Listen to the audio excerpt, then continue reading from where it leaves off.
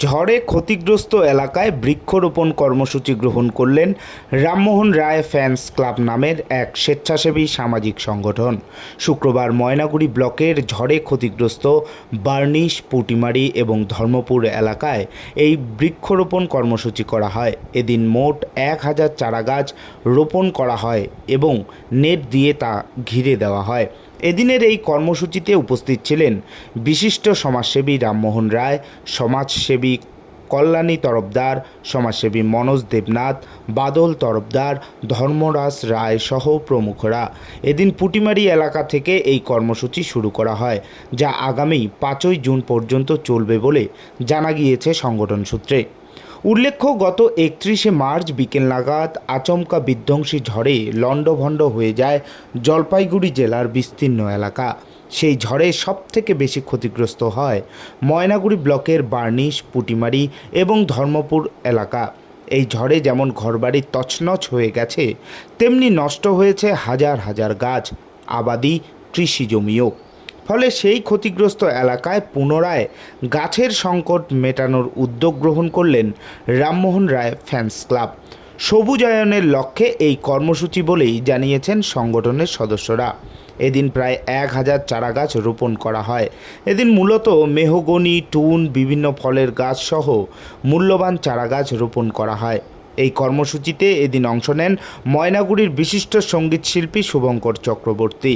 তার নিজের গাওয়া গান বিখ্যাত গাছ নিয়ে যে গান, সেই গান নিয়ে সচেতনতার বার্তা তুলে ধরেন এদিন।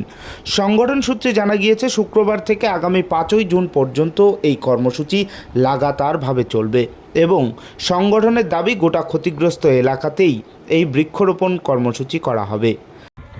আমি রামমোহন রায়কে প্রথমেই ধন্যবাদ জানাবো। আমাদের বার্নিশ অঞ্চল, আমি বার্নিশ অঞ্চলের প্রধান।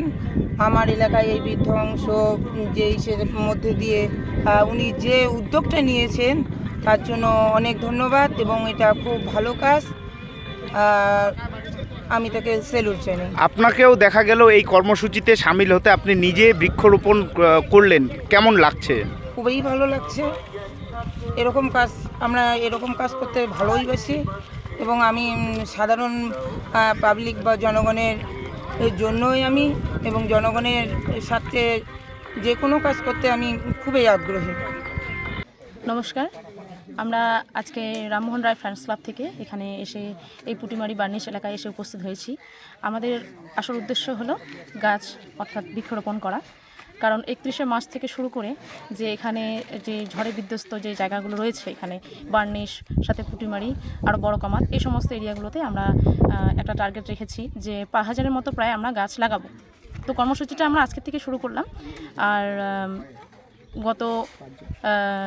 আগামী 5ই জুন পর্যন্ত আমরা এই কর্মসূচিটা চালাবো। সেদিন আমাদের প্রোগ্রাম শেষ করব আর কি।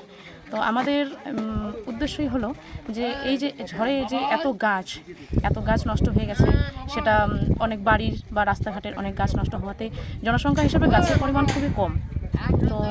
তো আমাদের উদ্দেশ্যই এটাই যে আজকে আমরা গাছ লাগাচ্ছি, আজকের থেকে শুরু করলাম। আমরা রামমোহন রায় ফ্যান্স ক্লাব থেকে এসেছি আমরা সবাই। আর কতগুলো চারা গাছ লাগালেন আজকে আমরা 1000 চারা গাছ লাগালাম। কালকেও আবার চলবে আমাদের কর্মসূচি, কালকেও চলবে। মানে 5ই জুন অবধি আপনাদের এই কর্মসূচি চলবে? হ্যাঁ, পুরো ক্ষতিগ্রস্ত এলাকাতেই কি লাগাবেন আপনারা? হ্যাঁ, অবশ্যই, একদম। আমাদের টার্গেট হচ্ছিল যেই সমস্ত এলাকাগুলিতে বেশি ক্ষতি হয়েছে আর কি, সেখানে অবশ্যই তার সাথে সবাই খুব নিজে আগ্রহ করে এসছে, সবাই এগিয়ে আসছে। পাড়ার যে মানুষজন আছে তারা সবাই এসে আমাদের কাছ থেকে গাছ নিয়ে যাচ্ছে। তারা নিজেরা বাড়িতেও কিছু গাছ লাগাবে, নিজের দায়িত্ব সহকারে নিয়ে যাচ্ছে। আপনার নাম? আমার নাম কণিকা রায়। আপনি? আমি রামমোহন রায় ফ্যান্স ক্লাবের সম্পাদিকা।